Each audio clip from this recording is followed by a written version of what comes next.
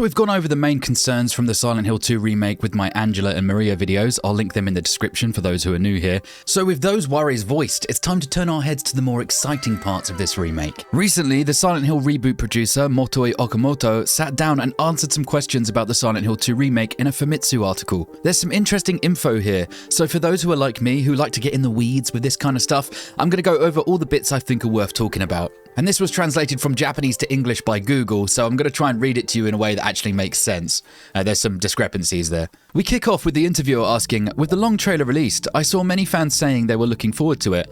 However, since it's a remake of a masterpiece, I think it's important to change what needs to be changed while retaining the good points of the original, so it seems like it's difficult to strike a balance there. Okamoto replies, that's right, but actually, the Japanese staff, including designer Masahiro Ito, who worked on the original version, and sound producer Akira Yamaoka said, I want to change this. And on the other hand, Bloober team had a lot of opinions like, no, I don't want to change this.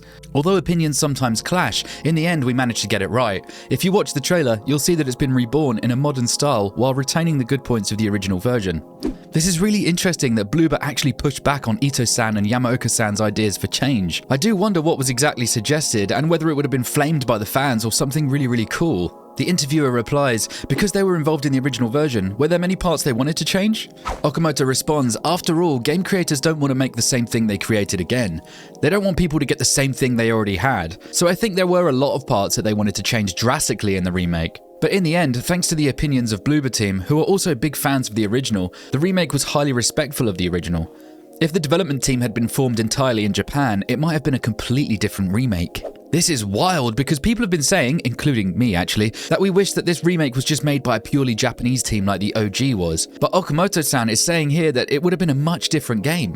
Whether that's for the better or for the worse, I guess we won't really know. Hell, we don't even know if Bloober team have actually pulled this one off yet, so let's just hold our horses, alright? Okamoto continues, horror games are still being released today, and many of them seem to have been influenced by the Silent Hill series. That's true, there are many titles in which the main character is just an ordinary person, or where the story is portrayed in an absurd way. Okamoto, with so many appealing horror games lined up, if we were to release a new series title, I thought that without the distinctive personality of Silent Hill, the series would be lost and lost forever. That's why I thought carefully about what is the distinctive personality of Silent Hill. What emerged was the psychological horror aspect, depicting the inner conflicts of one's mind as if one is being driven to a corner. The deciding factor was that I thought that the essence of the identity was Silent Hill 2. While this is largely true, and I think everyone would agree that the series focuses in on the psychological horror over anything else, let's not try and pretend we didn't pick Silent Hill 2 because of the cash cow that it is now. There are many people who wish the remake could have started from the first entry, to get a new generation of players hooked on the atmospheric genius that the game was. The interviewer goes on to say, Bloober team's love for Silent Hill 2 was so great that they were chosen among many overseas studios that reached out to Konami. Okamoto says, I felt their love for Silent Hill 2 and their strong passion. Bloober team loves the psychological horror genre as exemplified by their Layers of Fear series, and they also have a lot of development experience. However, there were some concerns about areas where they have little experience, such as the know-how regarding the battle section. Still, I believe that with Bloober team's passion, they would overcome the challenges and take on the challenge, so I decided to entrust them with the remake. This section is really interesting to me because Okamoto-san is clearly aware of Bloober team's lack of experience in creating systems like combat, especially not third-person over-the-shoulder combat. I mean, this is Capcom territory, the over-the-shoulder stuff. They've been honing that skill for many years now. Okamoto-san is basically saying here that he was confident to take a risk with Bloober team because of how passionate they are about Silent Hill 2. And ultimately, it will fall on his head if this remake fails to live up to the quality that it deserves. The interviewer then moves the conversation on a little bit to talk about the actual game systems of the remake. Please tell us about the game systems. First of all, at the beginning of the original version, there was a part where you just keep walking along a forest road where it seems like something scary is going to happen, but nothing happens. Although nothing happens, the sound and atmosphere slowly bring about a feeling of secret fear to the player. Are those scenes also included in the remake? Okamoto responds, of course, that part will appear almost unchanged. One thing that has changed in the beginning is the timing of your first encounter with a creature. Fighting creatures is not all that important for Silent Hill 2.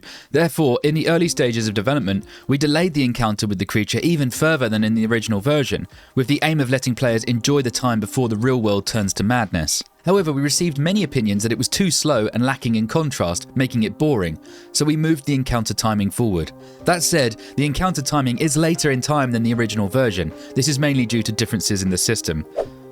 I'm actually kind of happy about what was said there.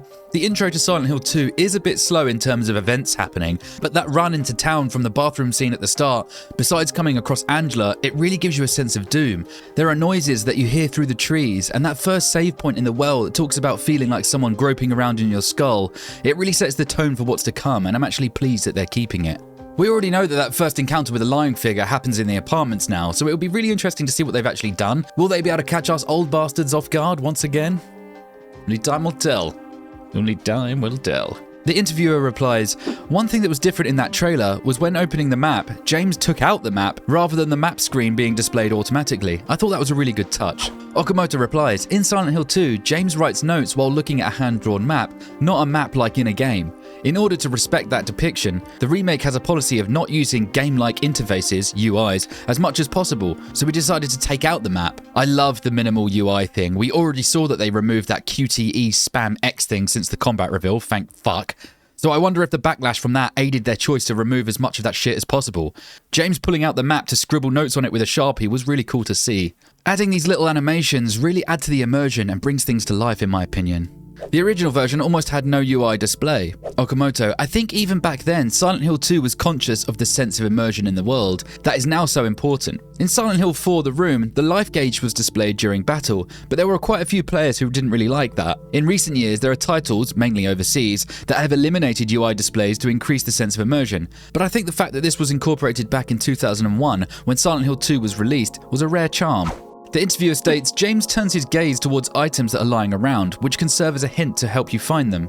Okamoto replies, "In the remake, the motions and 3D models have become more realistic. So James's gestures to point his eyes at items are more natural.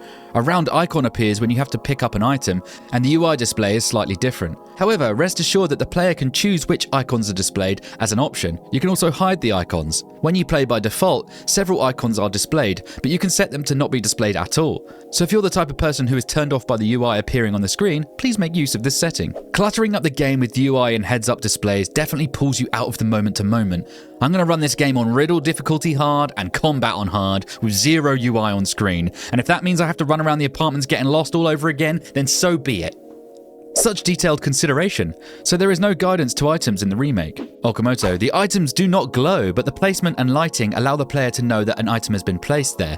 In some cases, effects are used to make it clear. However, when the graphics are so dense, the items inevitably blend into the background and can be hard to find. The original version had a more top-down view, but the remake is closer to an over-the-shoulder view, making it more difficult to see items. To solve this, item acquisition icons and the like are displayed. Of course, this can be changed in the options, which it definitely will." Just a quick one, guys. If you could please subscribe to the channel if you like the content here. On YouTube Studio, it tells me over 90% of people who watch all my videos aren't subscribed, but they keep coming back to watch. So if you're one of those people, please just take a second right now, click the button. It's completely free. It helps me out a lot. Makes me feel good. Makes me feel big. Okay? Let's get back to the video. I thank you. In the trailer, there was a scene where you searched inside a car and took out items. In the original version, there were recovery potions scattered all over the city, but will you get them from objects instead? Okamoto replies, "That's an area we're still adjusting in terms of game balance, and there may be times where you suddenly find yourself thinking, I'm sure I'll need a recovery potion here to make it easier to understand." Laughs. They're just two Japanese guys just hanging out laughing. Beautiful, isn't it? Okamoto continues, "However, when exploring buildings, there may be times when you need to use a little ingenuity to get a recovery potion, such as one found at the back of a shelf or left in a car.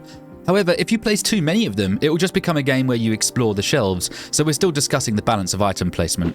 He basically doesn't want to turn Silent Hill 2 into a looting simulator, that's good to know. I do hope that there are secrets to be found when exploring around the town and environments though.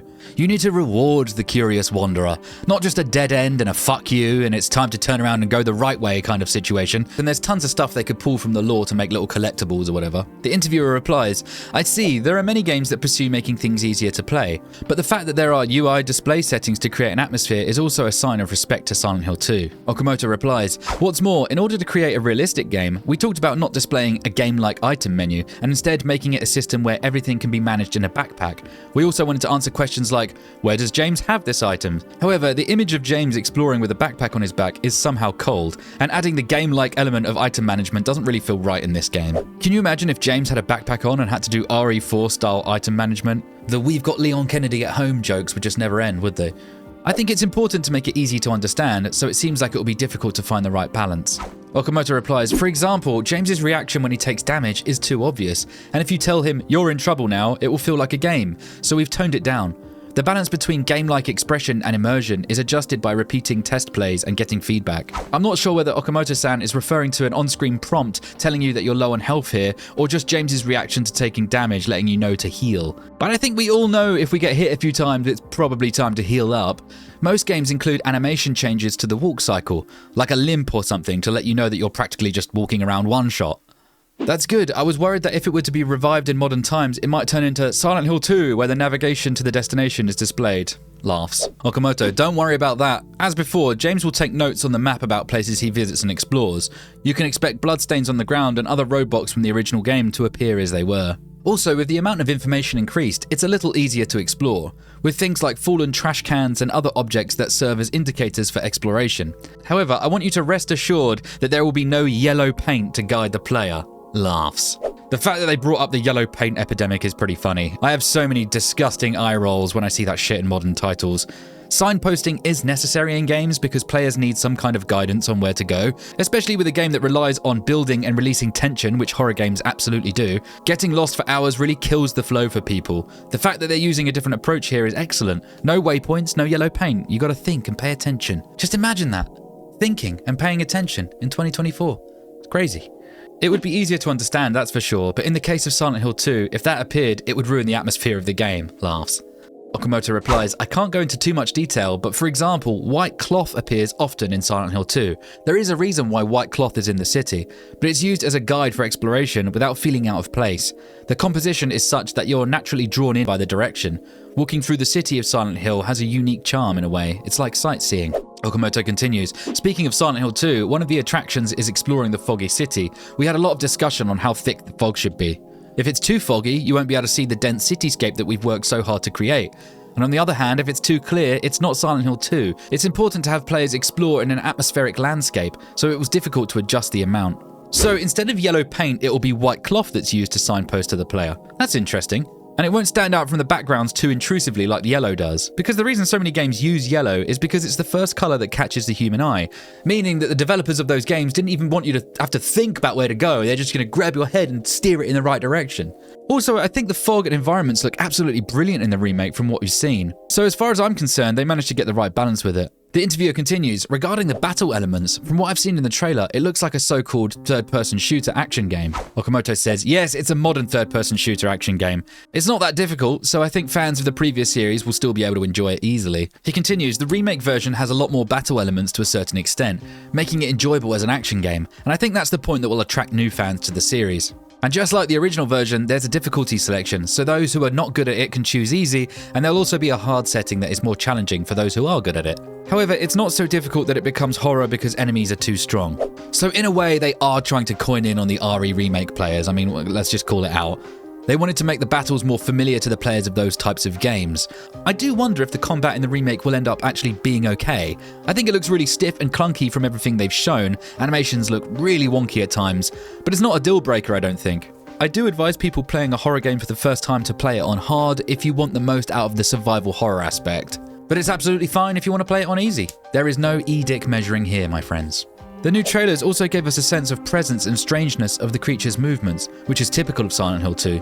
Okamoto replies, the combat trailer we previously released was criticized by overseas fans for being too much of an action game. We wanted to appeal to the fans that you can enjoy the action, but it was a little bit too intense, and the enemy's movements made it look more like an action game. For example, the bubblehead nurses moved gracefully, as if she was doing parkour. Those aspects were also altered. Yeah, I also gave my 5 cents on the animations from that combat trailer.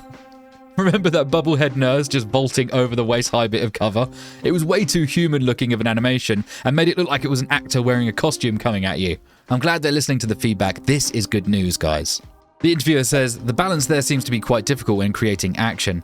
Okamoto says, it's really difficult because they're enemy characters, so naturally they're forcing the player to defeat them. However, if they were too straightforward in their approach, it would lose the feel of Silent Hill. I think that Silent Hill combat is about making you think, what on earth is this guy, while fighting. We reviewed this with Bloober team, and we're incorporating various movements based on the original motifs and story to figure out how to express the enemies in Silent Hill 2. The interviewer asks, by the way, have the types of creatures increased? Okamoto says, in a sense that they're completely new, they have not been increased. However, we have added creatures of the same type that move differently. We've increased the variety in movement and situations without straying from the original creature image. It is a horror game and it's an action game. It would be nice to add more creatures, but the creatures in Silent Hill 2 have a clear meaning, so we cannot add more. So there is confirmation that no new enemies will be in this remake, guys, which is probably a good thing. Unless Ito-san had previously made enemy types with deep meanings to the story that they weren't able to make before for whatever reason, I think it's best to just probably stick to what we know and remember. But it does sound like that there will be variants of the creatures. We already saw some visual differences in the bubblehead nurses and lying figures from the trailers. I wonder if there will be like a tougher version of some of the creatures. But then would that even be good? I'm not convinced.